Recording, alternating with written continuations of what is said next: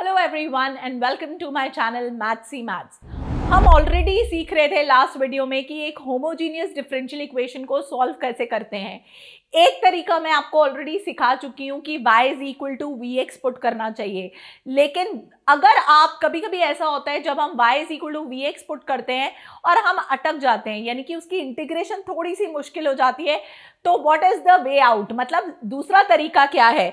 दूसरा तरीका ये है टाइप बी। टाइप बी क्या कहता है, आप x is equal to v y put करो और जैसे वहां पे हम dy by d x find करते थे, आप dx by d y equals to v as it is, y का derivative 1 plus y as it is, v का डेरिवेटिव dv बाई dy, क्योंकि मैंने डेरिवेटिव यहां पे विद रिस्पेक्ट टू y ले रही हूं, राइट। तो मतलब अगेन होमोजीनियस की पहचान फिर वही, सारी टर्म की जो डिग्री है, डिग्री टू एक्स वाई की अगेन डिग्री 2, इसकी अगेन डिग्री 2, यानी कि every term will have the same degree.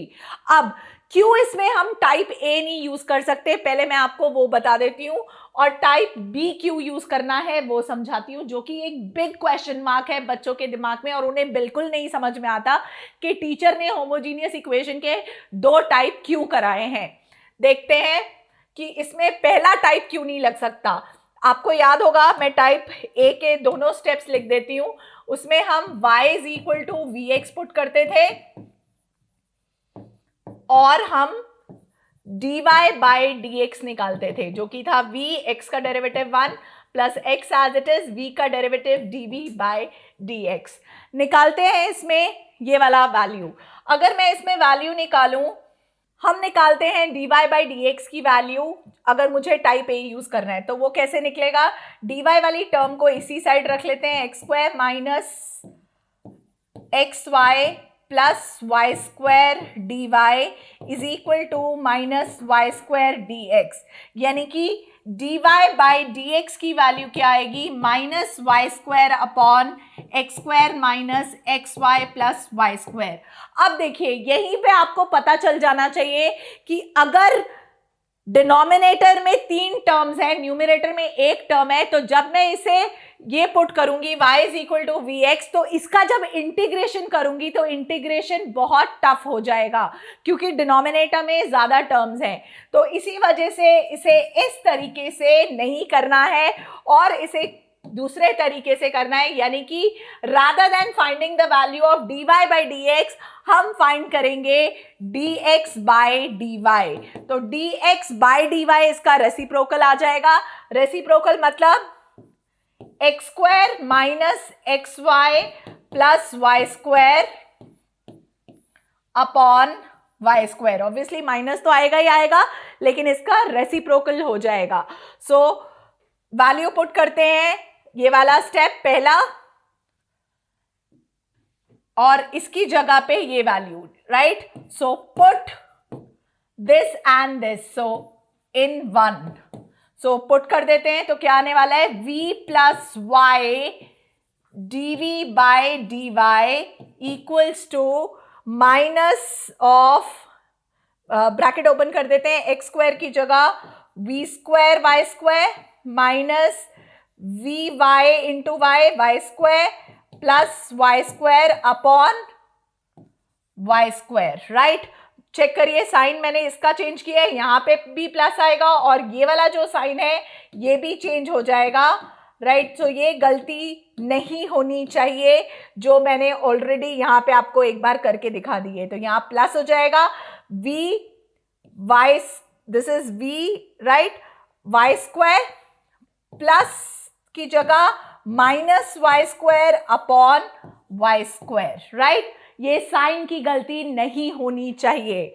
अब आगे करते हैं, and let me erase this part for you,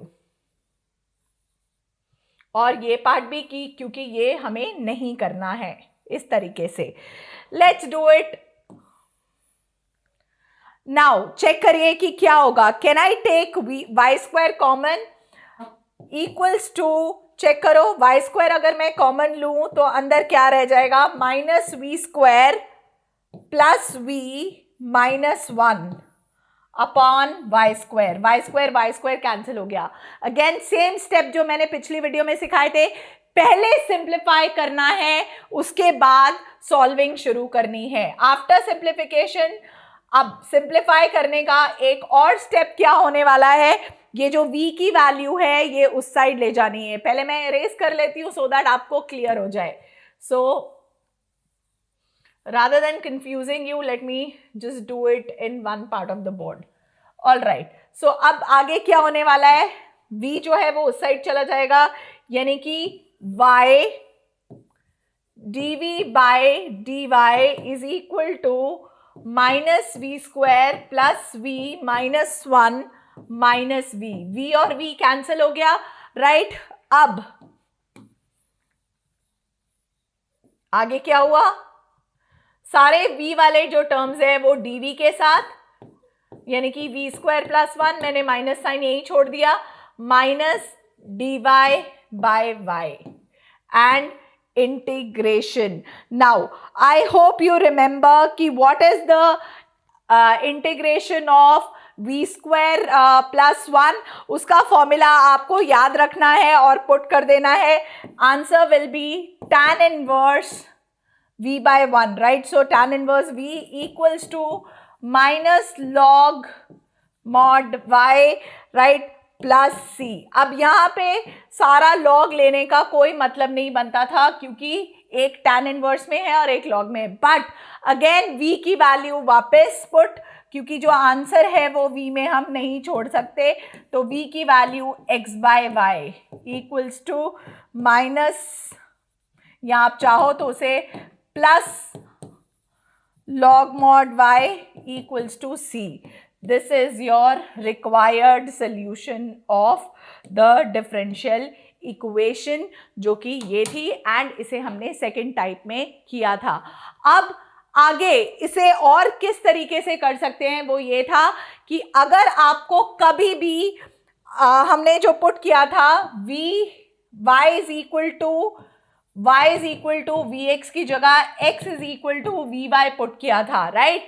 तो आपको ये भी ध्यान रखना है, अगर आपको कभी भी क्वेश्चन में x बाय y टर्म दिखे तो आप उसको हमेशा इसी टाइप से यही पुट करेंगे, या अगर आप ये पुट करके इंटीग्रेशन में फंस रहे हो तो आप ये पुट कर दोगे, okay, then also you can do your question.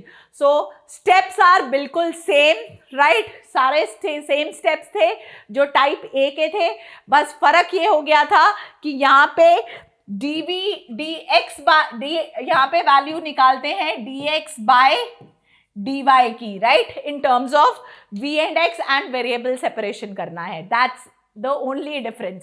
So again मैं कमेंट में लिंक छोड़ूंगी इस एक्सरसाइज का, आप और क्वेश्चंस प्रैक्टिस कर सकते हो, एंड आई होप आपको दोनों मेथड क्लियर हुए होंगे, ए और बी होमोजीनियस इक्वेशन का, और ये भी क्लैरिटी आई होगी कि कब कौन सा मेथड यूज करना है।